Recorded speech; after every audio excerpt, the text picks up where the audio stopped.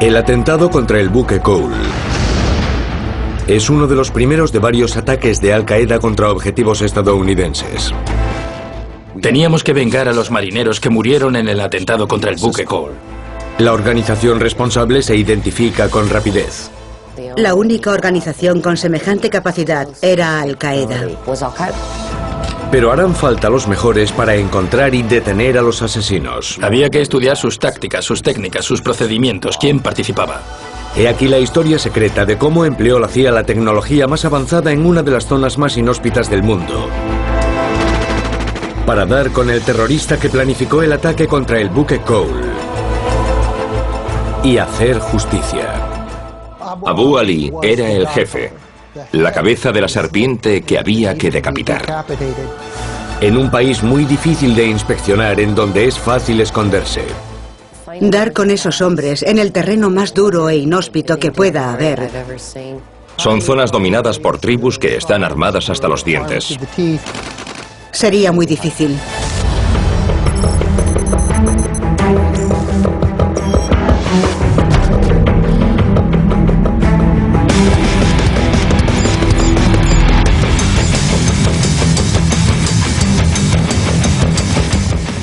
CIA al descubierto, matar a los terroristas. El 12 de octubre de 2000 a las 8 horas hacía una mañana bochornosa en la ciudad portuaria de Adén, situada en Yemen, el país más pobre del mundo árabe. La situación de esta ciudad en el extremo sur la hacía útil como punto de repostaje para los buques estadounidenses que iniciaban su servicio. Poco pasaba aquí que llamase la atención del mundo. El buque Cole, un navío de guerra estadounidense con 220 tripulantes a bordo, había llegado a Adén para repostar antes de dirigirse a unas maniobras de adiestramiento. Eran casi las 11 de la mañana. El puerto estaba lleno de pequeños barcos y esquifes que vendían productos a las flotas que pasaban. Entonces, uno de ellos se acercó al Cole. Sus ocupantes sonrientes saludaron a los marineros.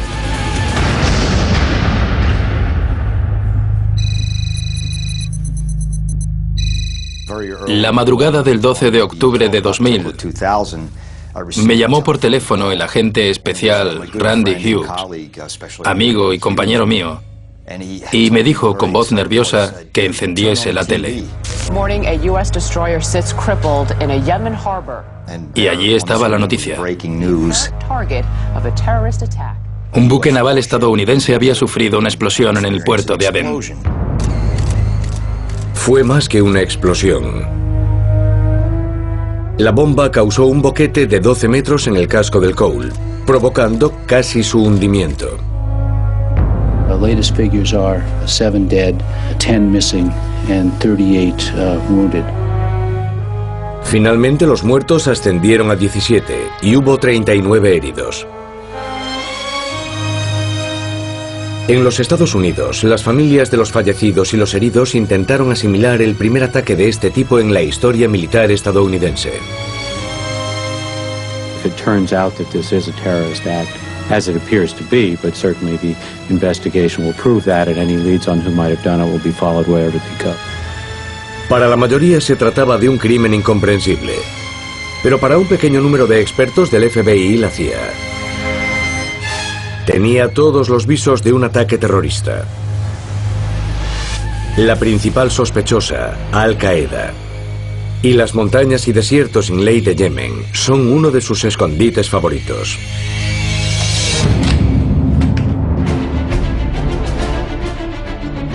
Disparadas todas las alarmas en el Pentágono, la CIA, el FBI, el Servicio de Investigación Criminal Naval y el Ejército se dispuso el envío de aviones cargados con sus mejores equipos. El agente especial Bob McFadden tenía gran experiencia en Oriente Próximo, con largos periodos de servicio en Bahrein y dominaba el árabe con fluidez. Fue enviado a Yemen para unirse a un equipo de investigadores. Me dijeron que llevase equipaje para unos 10 días. Y se convirtieron en casi 2 años. El grupo solo tenía un único objetivo: dar con los asesinos de los 17 marineros estadounidenses y llevarlos ante la justicia. Words fail us, but our feelings are pure. Solo ahora pueden revelarse todos los detalles de aquella misión extraordinaria. Sería una misión que pondría a prueba los recursos de la CIA e implicaría a todos los servicios antiterroristas de los Estados Unidos. Embajada de los Estados Unidos, Sanaa, Yemen, 19 de octubre de 2000. Me dijeron que vendrían a Adén algunos elementos gubernamentales de apoyo. Así que fui al aeropuerto a recibirlos, pensando que sería un grupo pequeño. Y me encontré con que habían llegado unos 7 aviones estadounidenses de distintos cuerpos. No sabía que iban a venir tantos. Los yemeníes tampoco. A ellos nadie les había dicho que llegaría algo parecido a una fuerza de invasión. Llegamos a ser unas 350 personas. Puerto de Adén, 14 de octubre de 2000. Al llegar los investigadores, el buque estaba muy escorado. Debían actuar rápidamente para recoger todas las pistas posibles en el barco, antes de su hundimiento. Ver el buque en las noticias era una cosa, pero verlo en directo y estar a bordo de él fue algo muy distinto. Fue muy emotivo, visceral. Las imágenes, los sonidos, los olores de la destrucción y el declive me impactaron. Parecía un animal herido. Era horrible ver aquel barco mortalmente herido que aún luchaba por mantenerse a flote. Debería haberse hundido, pero no lo hizo.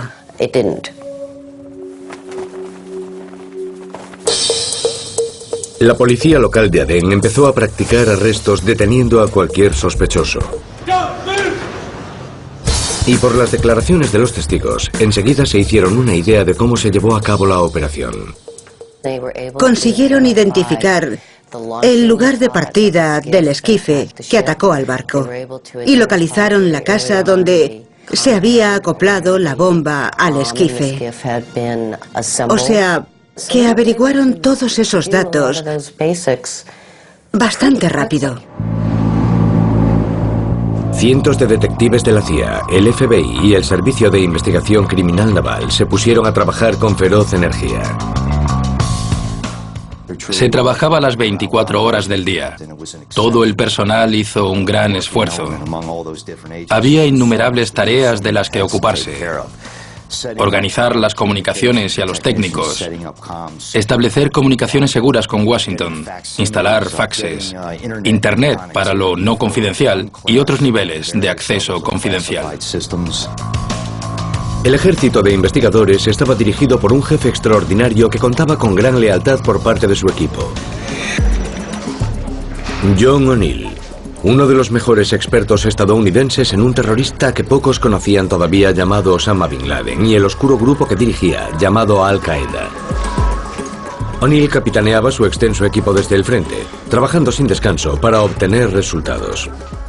Era un fuera de serie, seguro de sí mismo, de ideas claras y muy afable.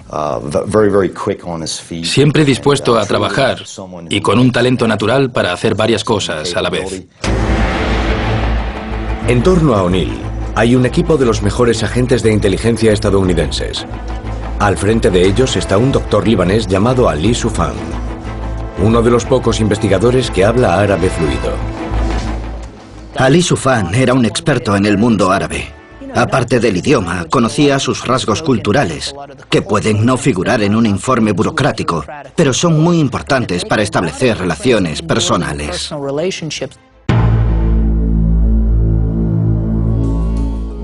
La CIA cree que los hombres que buscan son de Al-Qaeda. Pero encontrar en Yemen a los que perpetraron el atentado parece bastante difícil por ahora. Solo cuentan con algunos indicios físicos y las declaraciones de los testigos. Luego, Soufan y McFadden establecen una relación con otro atentado perpetrado 2 años antes en el país africano oriental de Kenia.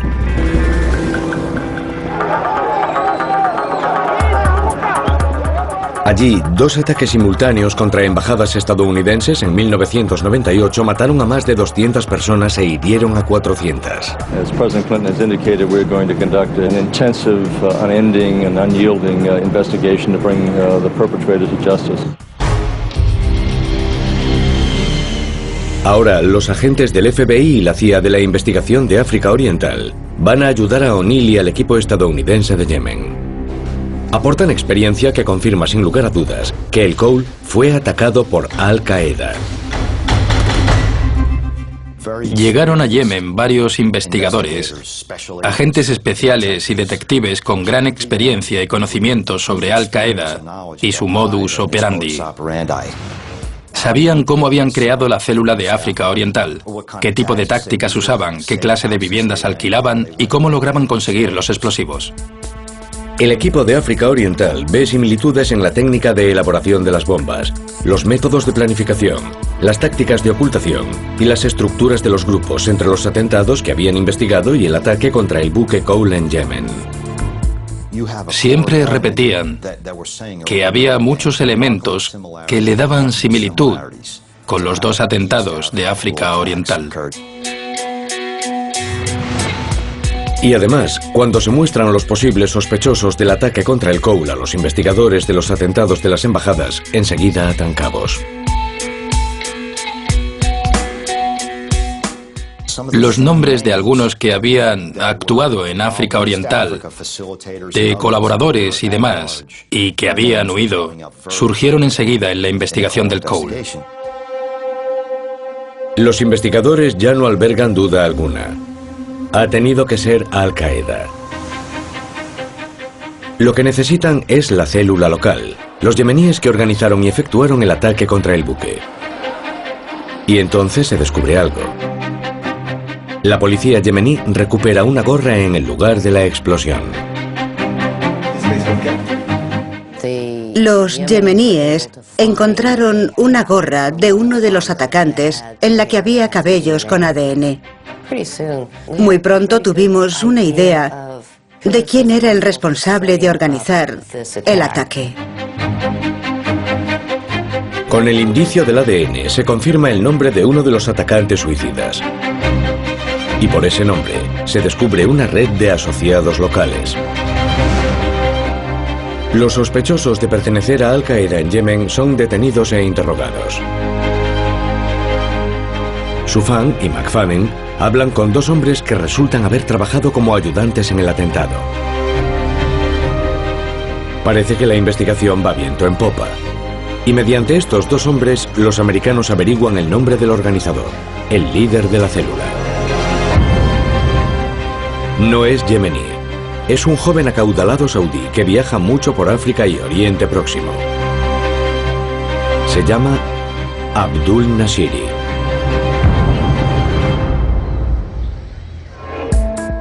Con ese nuevo dato crucial, los investigadores están listos para cercar y eliminar a la célula que mató a los 17 marineros estadounidenses. La justicia parece al alcance. Sin embargo, entonces surge un problema. Para atrapar a Abdul Nashiri, los investigadores saben que dependen de la cooperación de las autoridades yemeníes. Pero estas empiezan a poner trabas. Alguien con poder entre las autoridades yemeníes decidió poner freno a las entrevistas con los testigos. Pasaron al menos 2 semanas hasta que yo mismo y los investigadores pudimos hablar de nuevo con los testigos que los yemeníes ya habían entrevistado. La actitud colaboradora del gobierno yemení se evapora con rapidez. Entonces el equipo estadounidense pierde a su carismático líder. Al frustrado John O'Neill le ordenan volver a los Estados Unidos y luego deja el FBI para ocupar un nuevo puesto como jefe de seguridad del World Trade Center. 15 de noviembre de 2000. Han pasado 33 días desde el ataque contra el Cole. El equipo estadounidense averigua un dato bastante alarmante. Las conversaciones de móvil interceptadas por la CIA indican que Nashiri ha puesto en marcha otro ataque. Y esta vez el objetivo son los propios investigadores. Me llamaron del centro de alerta sobre amenazas del NCIS y dijeron que estuviéramos atentos porque había información fiable de que querían atacarnos. Una célula dirigida por Abdul Rahim Nashiri planeaba atacar al grupo de investigación. De inmediato, se decidió reducir el grupo de investigación a solo un núcleo de 50 personas. Washington ordena que todo el grupo de investigación salga de Yemen y el pequeño equipo restante es trasladado a un buque de guerra amarrado en alta mar.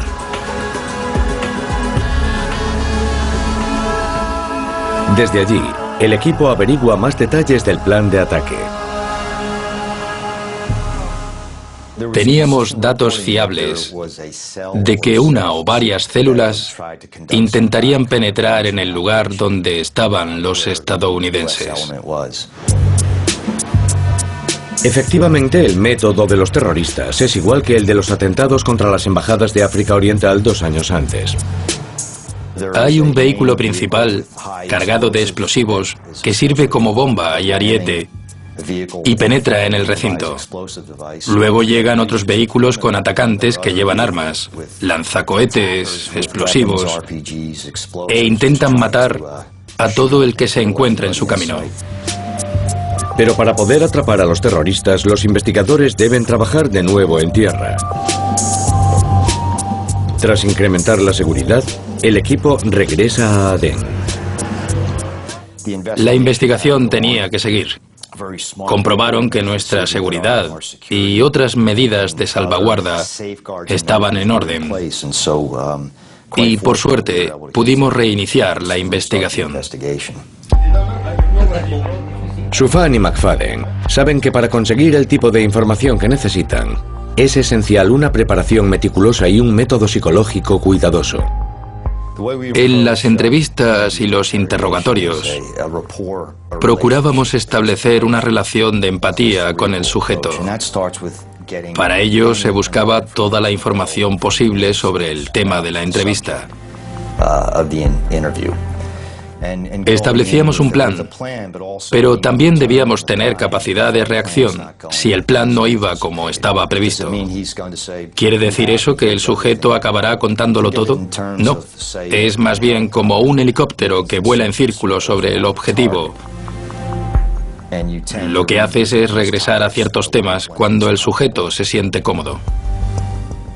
Y además, le dejábamos bien claro que teníamos muchísima información sobre él. Con la clásica táctica del interrogatorio psicológico, los investigadores establecen relaciones sinceras con los interrogados, que pronto deben corresponder para mantener su autoestima. Y así, se obtienen los primeros datos fiables.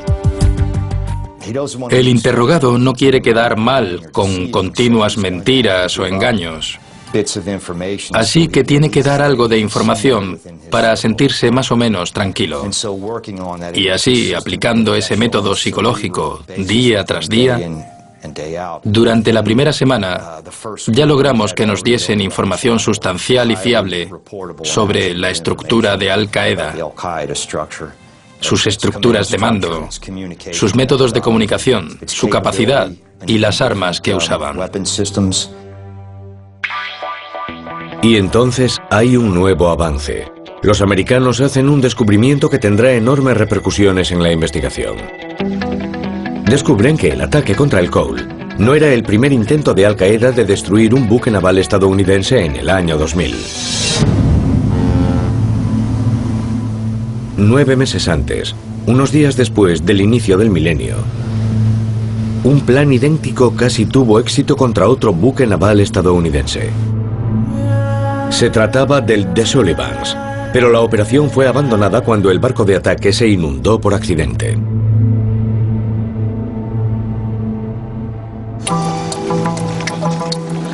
Hasta ahora, los investigadores creían que el cerebro del atentado del Cole era un saudí llamado Abdul Nashiri, que trabajaba con solo un pequeño grupo de extremistas.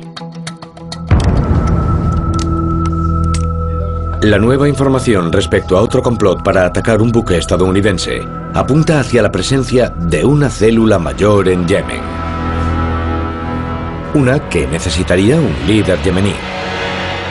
De posteriores interrogatorios sale un nuevo nombre. Abu Ali al-Jarati era el jefe de Al-Qaeda en Yemen, o el emir de la rama yemení de Al-Qaeda. Así que era la cabeza de la serpiente que había que decapitar. Abu Ali al-Jarati es aún más peligroso y decidido que Abdul Nasiri, y tiene un largo historial de operaciones terroristas por todo el mundo. Es, por así decirlo, un yihadista de primera generación. Luchó en Afganistán a finales de los 80. Estuvo cerca de Osama Bin Laden construyendo campamentos en Yemen. Y además tenía adiestramiento militar. Así que era un individuo con gran experiencia. A medida que averiguan más sobre él, los investigadores estadounidenses ven que si atrapar a Nasiri iba a ser difícil, dar con Jarati lo será todavía más.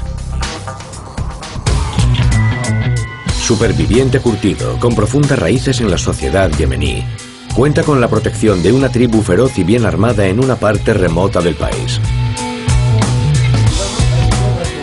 McFadden y Sufan comprenden que para atrapar a al-Jarati tendrán que entrar en el desierto yemení. Un lugar peligroso a donde ni el propio ejército yemení se atreve a ir. Yemen es un país muy montañoso, con zonas extensas a donde no llega el gobierno.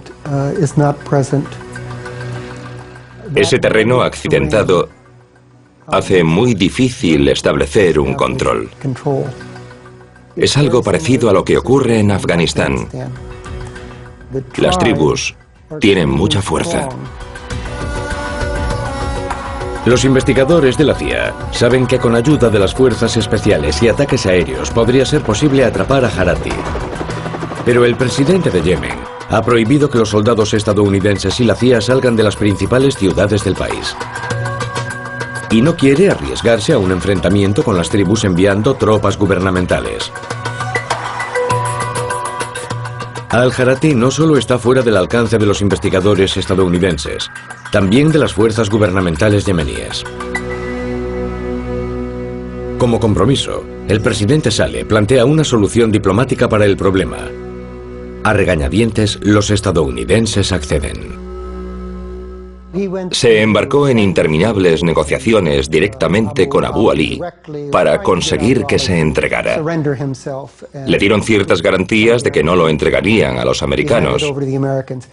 Pero para nosotros estaba claro que aquellas negociaciones eran puro teatro, que Abu Ali no tenía intención de entregarse.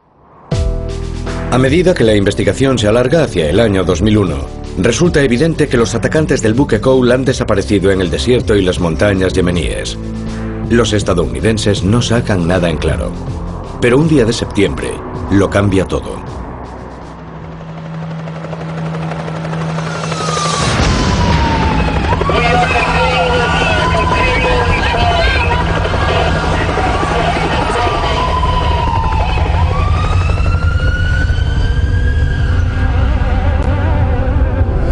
I've ordered that the full resources of the federal government go to help the victims and their families and to conduct a full-scale investigation to hunt down and to find those folks who committed this act.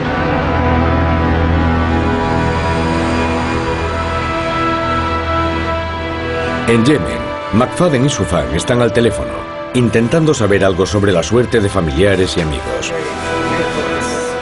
Y cada vez más preocupados por el hombre que lo sabía todo sobre Al-Qaeda desde el principio. Su antiguo jefe y mentor, John O'Neill, ahora jefe de seguridad del World Trade Center y que solo lleva 11 días en su nuevo puesto. En una reunión rutinaria con un funcionario yemení de alto rango, lo informan de que creen que su antiguo jefe ha sido asesinado por la misma gente que había estado persiguiendo en Yemen. Le dijimos que a su buen amigo y hermano, como él lo llamaba, John O'Neill, se le daba por muerto. En ese momento, cuando Ali conversaba en árabe con el general sobre lo que había pasado, nos emocionamos, pensando tanto en el terrible atentado del 11S como en que alguien como John O'Neill hubiese muerto en el ataque. Era algo de lo más irónico.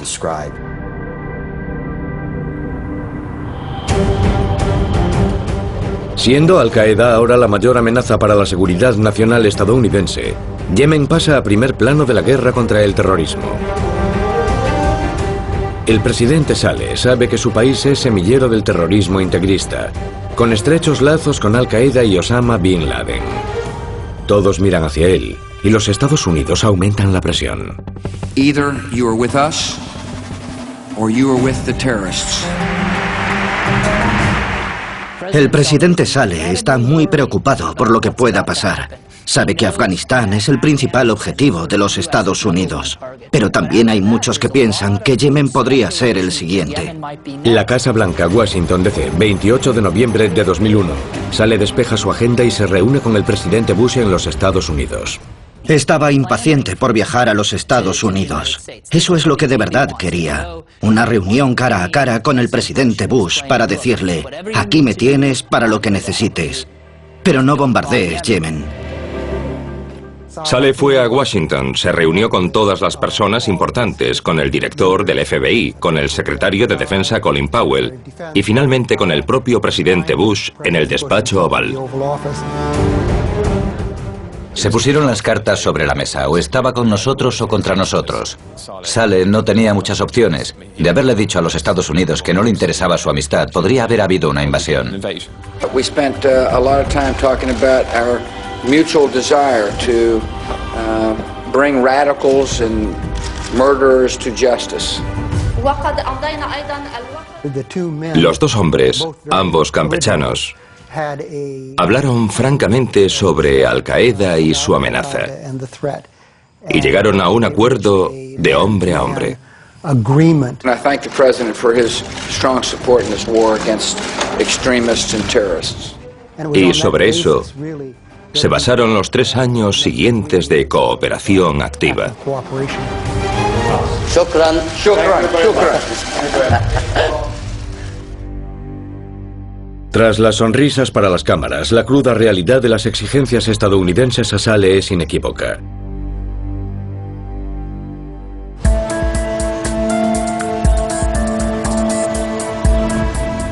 En una reunión con mandos de la CIA, el presidente Saleh recibe una lista de sospechosos que los Estados Unidos buscan en su país. En primer lugar figura Abu Ali al-Harati. A las pocas horas llega una orden del presidente Saleh de darles a los estadounidenses que investigan en Yemen todo lo que pidan.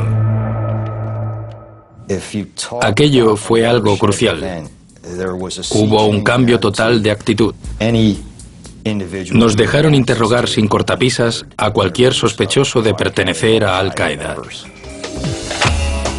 Pero además de órdenes, el presidente de Yemen recibe apoyo. Días después de su viaje a Washington, el Congreso autoriza un gran paquete de ayuda antiterrorista para Yemen, al frente de la cual estará la CIA.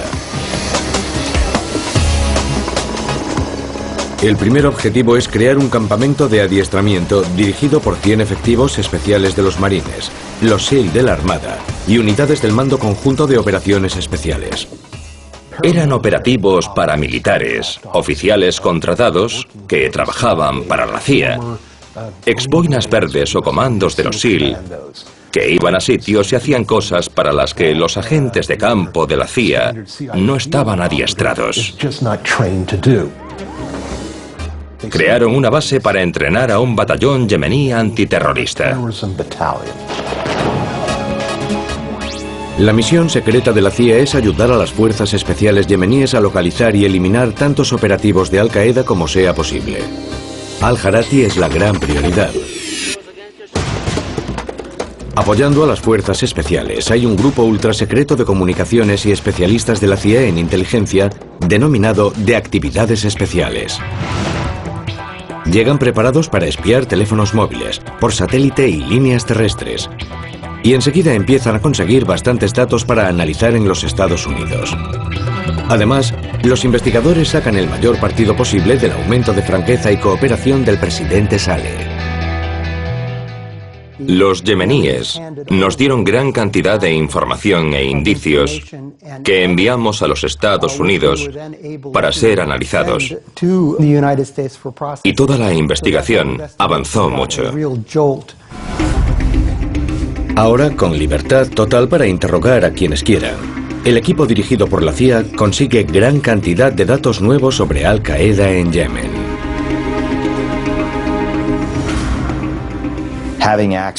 Fue estupendo tener acceso ilimitado. Noche tras noche, el flujo de información veraz y útil fue incesante.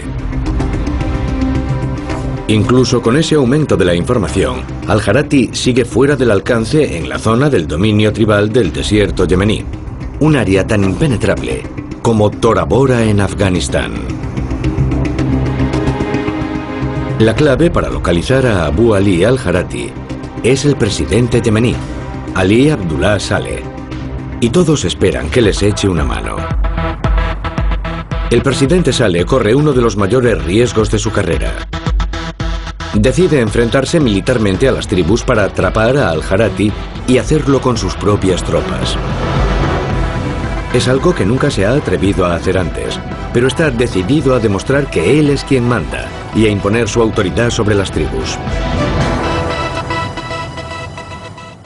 Poco después de que el presidente Saleh regresara a Yemen, envió a un grupo de soldados yemeníes a unos 160 kilómetros al este de la capital para intentar capturar a quien entonces se creía que era Abu Ali Al-Harati.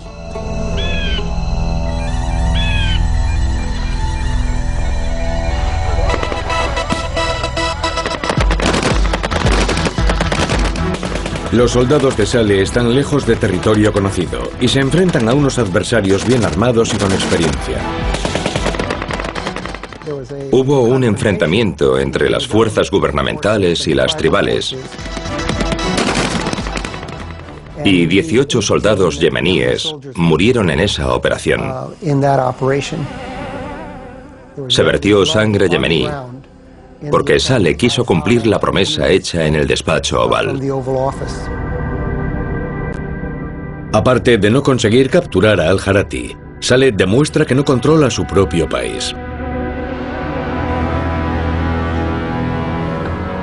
Con el presidente debilitado, llega información de que Al-Qaeda en Yemen está a punto de aprovechar la pobre seguridad yemení y el estupor causado por el 11S. Al-Harati y sus hombres se sorprendieron tanto con el 11S como el resto del mundo. No tenían ni idea de que Al-Qaeda estaba planeando aquello, así que cuando ocurrió, tuvieron que reorganizarse. De repente, el mundo había cambiado. Para adelantarse a cualquier iniciativa antiterrorista, Al-Harati inicia una campaña más violenta de lo que jamás se había visto en el país. A finales de 2001 y principios de 2002, la rama de Al-Qaeda en Yemen intentaba reorganizarse, entender un mundo que había cambiado drásticamente a su alrededor. Ahora, en vez de ser discretos y realizar un gran ataque, tenían que luchar para sobrevivir.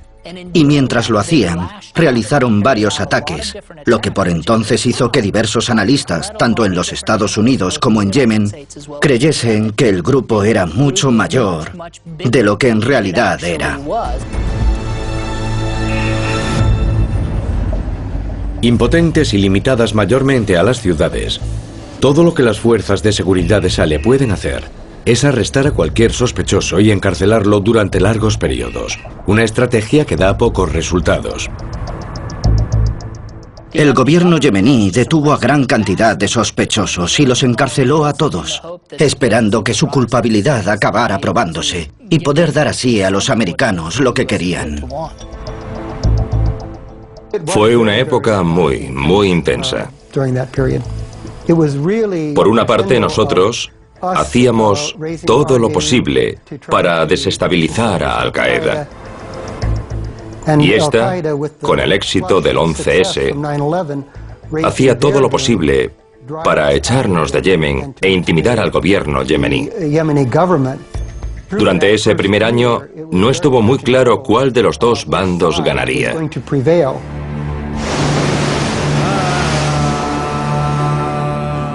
Desde el ataque contra el buque Cole, los dos puertos principales de Yemen han estado muy vigilados por los servicios de seguridad. Pero han ignorado un tercer puerto más pequeño, que de vez en cuando utilizan los petroleros.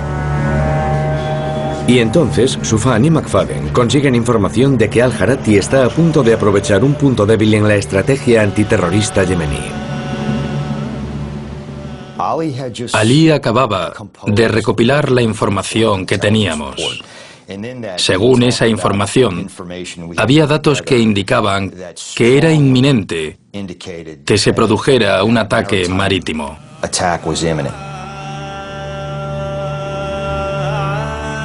2 días después de la advertencia de Soufan y antes de que las fuerzas yemeníes puedan actuar, un pequeño barco cargado con explosivos se aproxima a un petrolero francés.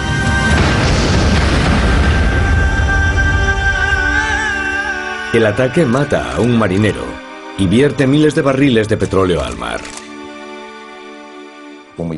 Cuando nos enteramos de lo ocurrido, dedujimos al momento que era el ataque planeado. En este caso contra un petrolero de bandera francesa. Es un recordatorio de la libertad que Al-Qaeda tiene para actuar en Yemen. Casi 2 años después del ataque contra el Cole. De nuevo, todo apunta hacia Al-Harati y su red. El FBI iba acumulando datos gradual y metódicamente. El propio gobierno yemení presentó un libro blanco en el Parlamento durante ese periodo que incluía bastantes detalles sobre la actividad terrorista, incluido el ataque contra el buque Limburg, el petrolero francés. Esas operaciones llevaban la firma de Abu Ali. ¿Cómo había adquirido y trasladado los explosivos para el atentado contra el Limburg? ¿Y cómo estaba implicado igualmente en el ataque contra el Cole? Su huella estaba en todos esos ataques. Y seguía siendo el primero de la lista que debíamos atrapar para protegernos. Pero con cada sucesivo ataque, la CIA averigua cada vez más sobre cómo trabaja ese jefe, el terrorista Abu Ali al-Harati. Consultábamos todos los días con los expertos que teníamos en Yemen. Trabajaban muy duro las 24 horas del día para realizar escuchas, empleando la mejor tecnología e información disponible, con el fin de dar con al-Harati y aquellos que lo protegían. La investigación sobre Al-Qaeda en Yemen avanza rápidamente. Pero nadie está preparado para el plan más peligroso de Al-Harati. 3 de octubre de 2002. Hace una tarde calurosa en un barrio de Saná, la capital de Yemen. Al-Harati está ocupado con preparativos en un piso franco para una operación contra un objetivo que lleva años queriendo atacar. De pronto, uno de sus hombres dispara por accidente un lanzacohetes. Se produce una explosión que mata a un hombre y hiere a otro. La explosión alerta a la policía yemení, que les pide ayuda a los americanos.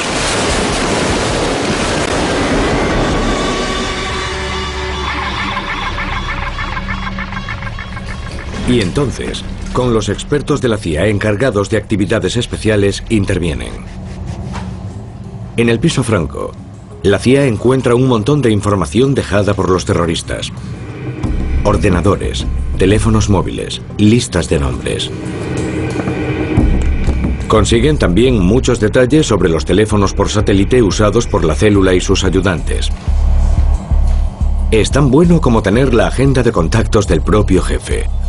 Luego descubren lo que Al-Harati había planeado. Al poner en orden todos los datos, dedujimos que planeaban un ataque con misiles contra la embajada estadounidense. Los investigadores de la CIA comprenden que ahora Al-Qaeda tiene un problema en sus operaciones en Yemen. y que favorece a los estadounidenses. Para planificar atentados múltiples necesitarán comunicarse más, y eso ofrece más posibilidades de vigilancia. El problema de Al-Jarati era que le encantaba hablar por teléfono. Se ocultaba en el desierto. Pero el problema de los teléfonos por satélite es que son muy fáciles de interceptar. Cada vez que pulsaba la tecla para hablar, era como una invitación a que los grupos de espionaje electrónico del mundo escucharan su conversación. Los teléfonos por satélite no solo delatan lo que uno dice, sino también dónde está. Al enlazar con satélites actúan como un GPS, y cualquiera con el equipo adecuado puede localizar su ubicación. En cuanto el teléfono se enciende, la NSA, mediante diversos recursos técnicos, puede localizar dónde se encuentra esa persona. Es lo que se denomina geolocalización. La Agencia de Seguridad Nacional, situada en Fort Meade, Maryland, recibe ahora datos continuos sobre la ubicación de Al-Jarati en Yemen y se los envía a la CIA. La NSA identificó el número de teléfono de Al-Jarati y lo vigiló las 24 horas del día. Es lo que se llama cobertura máxima. Es decir, que hay alguien pendiente de ese teléfono las 24 horas del día, 7 días a la semana. Si la CIA logra trabajar con el ejército yemení y efectuar un ataque por tierra o por aire, podrán eliminar a Al-Jarati con facilidad. Y justo entonces, cuando los investigadores se acercan, Al-Jarati descubre que su teléfono está delatando su ubicación y deja de usarlo.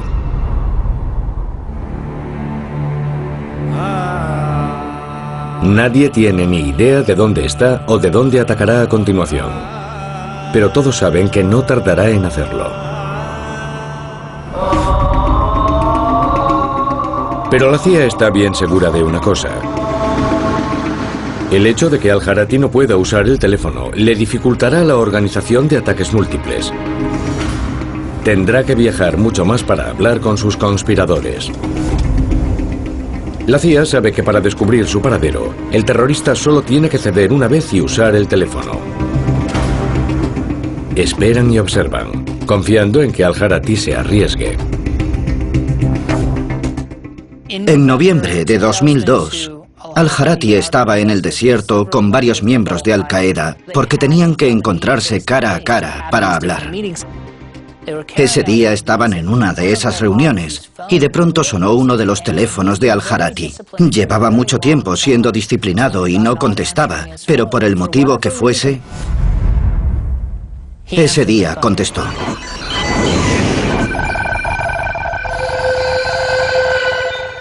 Enseguida vio que había sido un error. No estuvo al teléfono mucho tiempo, pero bastó para que los analistas de la NSA en Maryland lo localizasen y enviasen la información a las unidades de Yemen.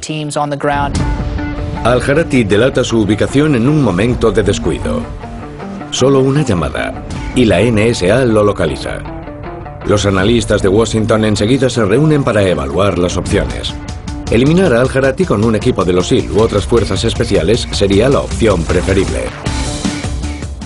Se desplazaba en un Land Rover por el desierto del este de Yemen con una escolta mínima. Si el gobierno yemení nos daba permiso para enviar a un equipo de las fuerzas especiales, sería fácil eliminar a su guardaespaldas y capturarlo. Pero hay un gran obstáculo para un ataque terrestre.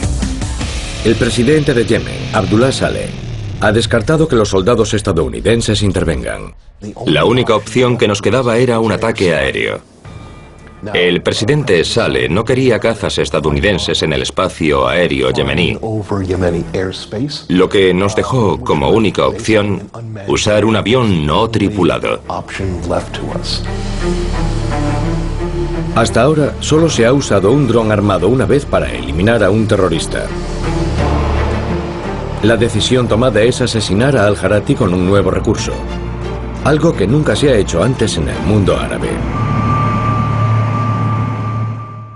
El presidente había autorizado anteriormente el uso de drones para matar a terroristas, en concreto de Al-Qaeda, y había ocurrido hacía poco tiempo. Con Al-Jarati localizado y una orden presidencial que autorizaba su asesinato, la decisión de usar un dron armado con un misil recibe luz verde. Y el plan bien ensayado de la CIA se pone en marcha. En cuanto llegó la orden, se envió un mensaje cifrado al comandante. 2 drones Predator, ambos armados con misiles Hellfire, despegaron de la base. Entraron en el espacio aéreo yemení y esperaron allí a que la NSA les dijese a los controladores dónde estaba el objetivo. El dron puede volar a unos 3.000 metros de altitud y esperar volando en círculos hasta que aparezca el objetivo. Puede estar en el aire hasta 25 horas seguidas. Los operadores de los drones localizan el vehículo donde viaja Al-Jarati. Reciben ayuda de las fuerzas especiales yemeníes, que observan y siguen a distancia. Con el Predator justo encima del objetivo, el operador libera un misil Hellfire.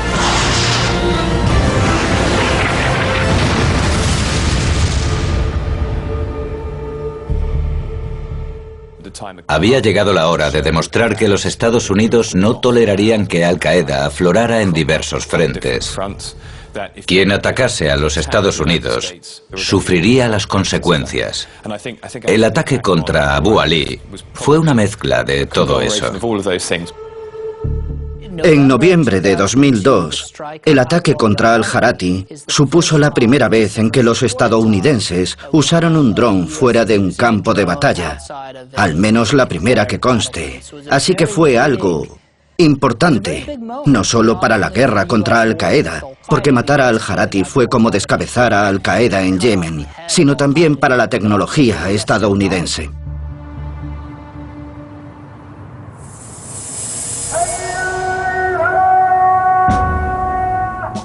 Con Al-Jarati fuera de combate, Al-Qaeda en Yemen queda fragmentada y débil. Era un país con un islamismo violento al que se sumaba Al-Qaeda desde principios de la década de 1990. Continuó así hasta 2002 y luego, con la muerte de Abu Ali, de repente cesó. Es uno de los pocos casos en que un dron cumplió con su cometido, que es descabezar a una organización. Si eliminas a la cúpula de una organización y la dejas sin un líder que la controle y le diga qué hacer, se desmorona sola y desaparece. Y en este caso, la cosa salió muy bien. El ataque de la CIA contra Al-Jarati es una operación de manual y pasa a la historia como una de las operaciones con drones de mayor éxito.